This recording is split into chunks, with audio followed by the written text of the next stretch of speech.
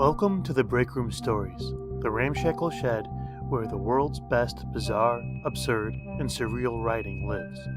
I'm head editor Carl First. This installment is a story titled Mirage by Zerrin Otgur.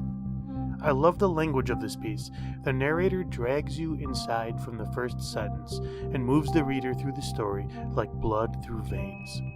It's a kind of meditation that threatens, at the end of each sentence, to explode into a riot. Zerrin Otgur is an American fabulist. Her fables have appeared in Chapman, Page & Spine, Third Flatiron's Keystone Chronicles Anthology, and Firefly Magazine. She lives in Boston. And now, Mirage.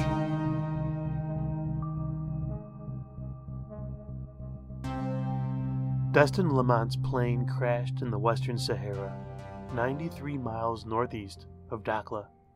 Only after 3 days of searching did we, his comrades of the air, find his aircraft half submerged in a towering ridge of sand.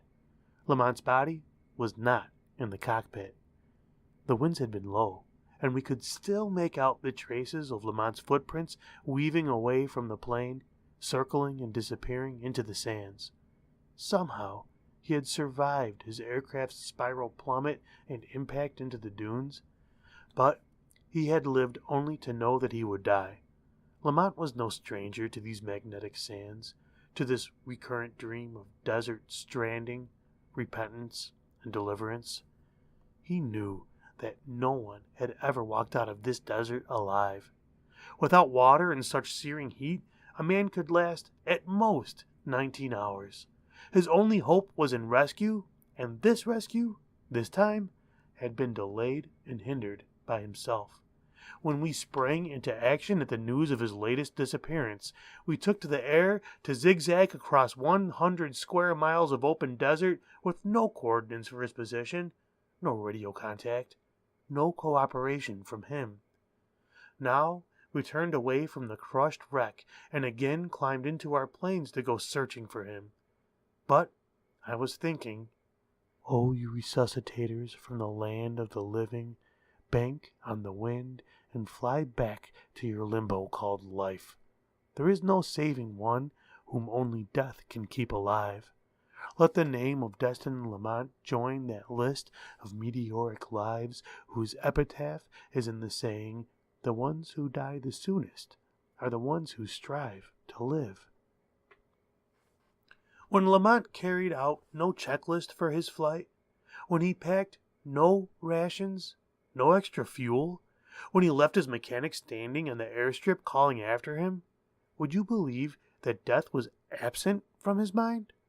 When he shut off both his engines high above the open desert and watched the sands rise up to meet him, would you believe that only that surge of vital fear in every fiber of his being could bring him briefly back to life? I believe that only at that moment, after so many months of grounded safety, could he say for sure that he was still one of the living. How wonderful it was, what life death found in him. No doubt, Lamont should have stayed beside his mangled craft like a stranded citizen at a designated meeting point and allowed us to find at least his body easily with time. He should have propped himself up against the twisted fuselage for all humanity to see, marked out clearly to us in death as he had always been marked out to us in life, by accident and recklessness. He could have let 2 broken wings be the signpost for his grave for those who loved him, for those who lost themselves when they lost him. He could have loved enough to save in return, but we never understood him, and we will never find him. He chose to walk away.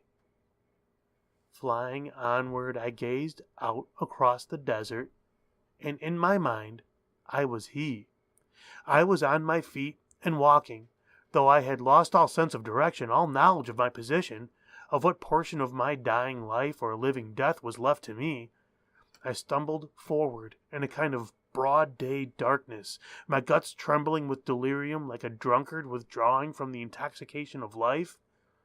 The old fracture in my skull had reopened, I knew. That same fracture that 6 months back had decreed no more flights for me. It throbbed out a blood-red network across my mind. Just one more flight. This one, I thought. One for the road, for those shifting waves of sand, those rippling waves of heat, this blazing silence, for this mirage of life. What extravagances of life my mind now allowed me in that theater of death. I was spoiled for choice. 20 dinners for a man with only one stomach, or the stomach no longer able to digest. Myriad painless Edens, all vying for one painful life. In striving to reach which of those lovely visions of life should I find my death? Should I stretch my battered limbs out under the dancing dappled shade of my childhood's old oak tree and fade out to the familiar hushing lullaby of a breeze through the leaves? Should I let myself sink down beside my home's gurgling brook, put my parched lips to the cool, clear water, and sip and go on sipping until all knowledge of water and thirst is gone from me forever? Death, I was asking you. You were with me then. You had followed me from the wreck you dictated. Death, are you a mirage like so many others in this hallucination of life? We comrades always said, in this desert seek any shade to take cover in but you.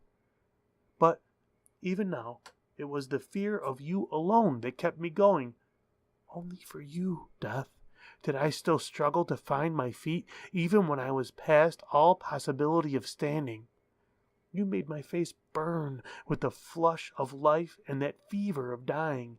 How many times before had I struggled out to you in my bid for life? All the life I knew was yours. Life was no life without you. But I knew it was the end, when your dreaded face became the face of mercy. When the greatest comfort was the knowledge that you were near. Life in this eternity of shifting sand without the hope of your relief would be agony unbearable indeed. Let it go. And the inner dirge I felt at my own death was not for me, not for that shape that twitched and murmured to my name in a troubled dream of gravity and flesh, not for the shadows it had cast while the sun was up, but for that thrill of fear with which you, Death, waked me and made the dream for real. You are for the living. The dead know nothing of you.